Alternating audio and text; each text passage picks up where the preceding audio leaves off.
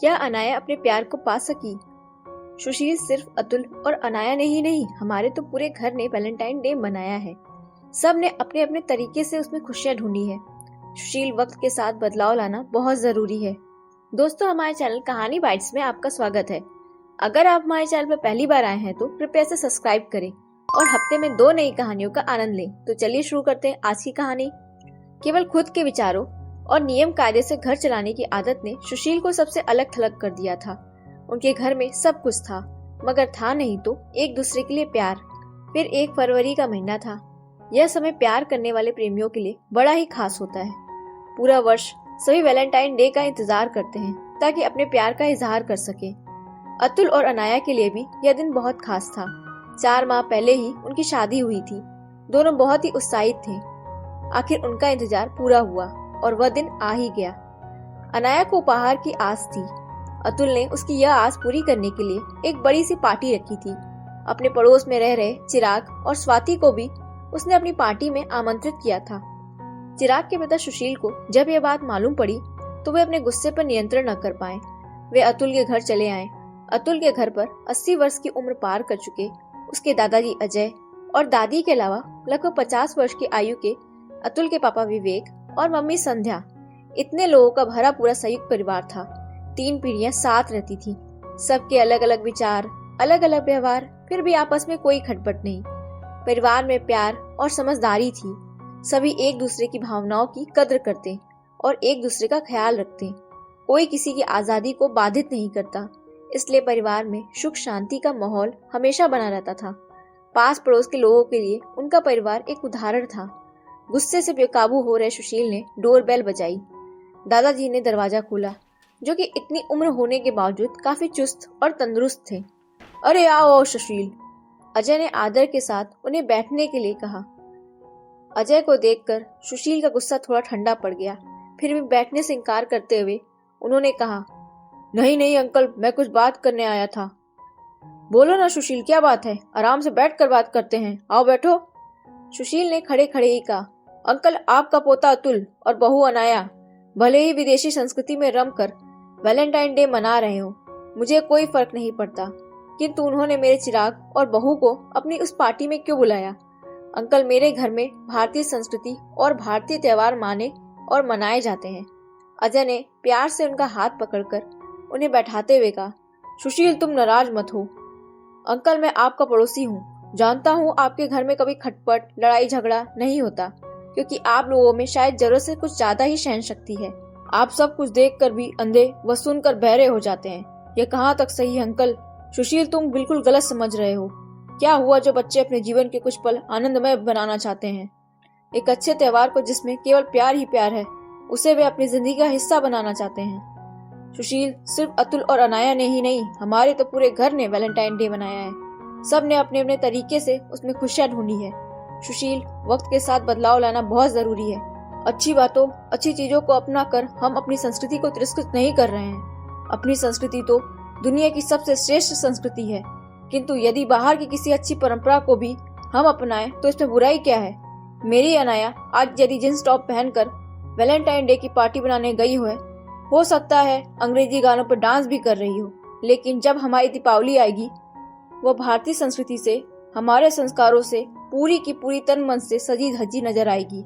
Sari, blouse, सिंदूर, मंगलसूत्र पहनी अनाया कभी अपने संस्कार नहीं भूलेगी। वह अपने बड़ों के पैर छूकर आशीर्वाद भी लेगी।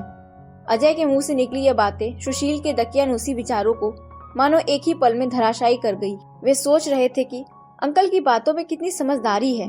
उन्हें लगने लगा कि उन्हें इस तरह यहाँ झगड़ा करने नहीं आना चाहिए था। जल्दबाजी में लिया फैसला अक्सर गलत ही होता है। काश उनके मन में भी अजय अंकल जैसा ही भावनाएं पहले से ही होती। सुशील ने जिज्ञासावश पूछा, अंकल, आपके बेटे विवेक और बहू संध्या ने किस तरह से वैलेंटाइन डे बनाया? क्या वे भी किसी ऐसी ही पार्टी में गए हैं? नहीं बेटा, संध्या और विवेक ने अपनी तरह से वैलेंटाइन डे मनाया। वे दोनों फिल्म देखने गए हैं। खाना भी बाहर खाकर ही आएंगे। यदि हमारा तरीका सही है सुशील, तो फिर इसमें बुराई ही क्या है? यह कोई बुरी बात तो नहीं है। हमें मर्यादा में रहकर इस त्योहार को अवश्य मनाना चाहिए। माना ये हमारे देश की संस्कृति हमारे त्योहारों का हिस्सा नहीं है, लेकिन हम लोग तो खुशियां मनाने का एक भी मौका नहीं जाने देते। यही तो जिंदगी है। अपने हिस्से की जितनी खुशियां उठा सकते हो जरूर उठा लो, जी लो। सुशील एकटक अजय की तरफ देख रहे थे, उनकी बातें ध्यान से सुन रहे थे। उनकी बातों में उन्हें विरोध करने जैसा कुछ भी नहीं लगा। ऐसा लग रहा था मानो सुशील उनकी हर बात को अपने अंदर ग्रहण कर रहे हैं। तभी सुशील ने पूछा, अंकल क्या आपने भी? हाँ सुशील, क्यों नहीं, भला हम पीछे क्यों रहते, हमने भी अपनी खुशियां बटोरी। कैसे मनाया आपने अंकल? मेरी पत्नी ज्यादा चल नहीं सकती, इसलिए उसका हाथ पकड़कर धीरे धीरे उसे मंदिर तक लेके गया। एक दूसरे के अच्छे स्वास्थ्य के लिए कुदरत से आशीर्वाद मांगा, फिर उसे एक गुलाब का फूल दिया। इतने में उसे जैसे जीवन की असीम खुशियां मिल गईं, मानो वो फिर से जवान हो उठी। सुशील, मैं शुरू से एक ऐसा परिवार चाहता था जहां साथ रहते हुए भी सब अपनी जिंदगी अपने मन मुताबिक जिए, आपस में प्यार और समझदारी हो। शुरू में लगता था ये सब सोचने तक ठीक है, लेकिन हकीकत में अमल में लाना मुश्किल है। सुशील, मैंने जो अनुभव किया है वह यह है कि यदि कोई किसी के जीवन में दखल अंदाजी न करे तो यह उतना मुश्किल भी नहीं है। बस इसी सिद्धांत ने मेरे संयुक्त परिवार को प्यार का घर बना दिया, सच कहूँ तो मंदिर बना दिया। अजय के मुंह से निकला एक एक शब्द आज सुशील को एकदम सही लग रहा था। आज उन्हें यह बात समझ आ रही थी कि 3 पीढ़ियां एक साथ इतने प्यार से कैसे रहती हैं, कैसे जीवन को सुख और शांति से जीती हैं। आज अजय के शब्दों की गहराई को अपने अंदर समेटे हुए सुशील ने अजय के पैर छूकर उन्हें हैप्पी वैलेंटाइन डे कहा। अजय ने उन्हें गले से लगा लिया, फिर सुशील उनसे विदा लेकर चला गया। सुशील की पत्नी काफी आधुनिक विचारों की थी, लेकिन अपने पति के डर से हमेशा अपनी इच्छाओं को अपने मन में ही दबा लेती थी। उसकी भी इच्छा होती थी कि उसका पति उन्हें न सही कम से कम बेटे बहू को तो उनकी इच्छाओं के मुताबिक जीवन जीने दे। वह चाहती थी कि कभी तो सुशील उन्हें भी गुलाब का फूल लाकर प्यार सहित दे, किंतु यह सब उनके लिए केवल एक सपना मात्र था।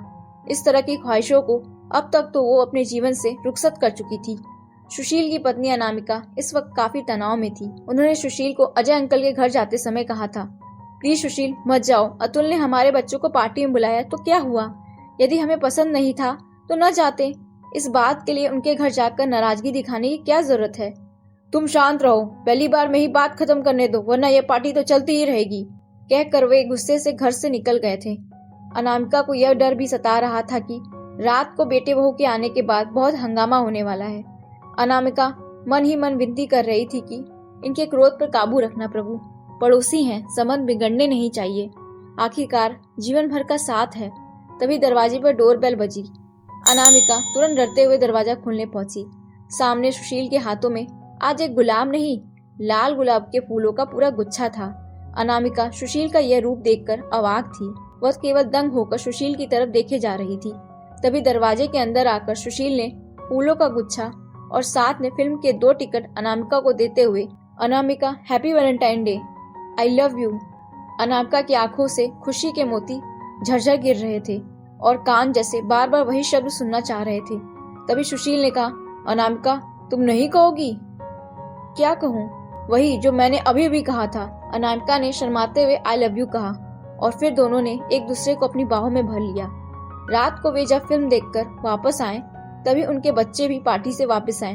सुशील ने बड़े ही प्यार से पूछा, बच्चों कैसी रही पार्टी? अपने पापा को इतना खुश देखकर अदिति और चिराग के मन का सारा डर रफू चक्कर हो गया। सुशील रात को अपने बिस्तर पर लेटा लेटा सोच रहा था कितना गलत था वो, जो उन्होंने अपने घर को केवल खुद के विचारों के बंधन में बांध रखा था, जैसे वे स्कूल के प्रिंसिपल हो, जहाँ केवल उनके बनाए कायदे कानून ही चलेंगे। अच्छा ही हुआ अजय अंकल ने उनकी आंखें खोल दी और बगावत होने से पहले ही वे, वरना एक न एक दिन बगावत होनी तो पक्का ही थी। इसके बाद उनके परिवार से भी खटपट की आवाजें आनी बंद हो गई। दोस्तों, आपको ये कहानी कैसी लगी कमेंट सेक्शन में हमें जरूर बताएं, और अगर आपका कोई सुझाव है तो वो भी हमें बताएं। इस नोट के साथ मुझे दीजिए इजाजत, मिलते हैं अगली कहानी में। Bye bye.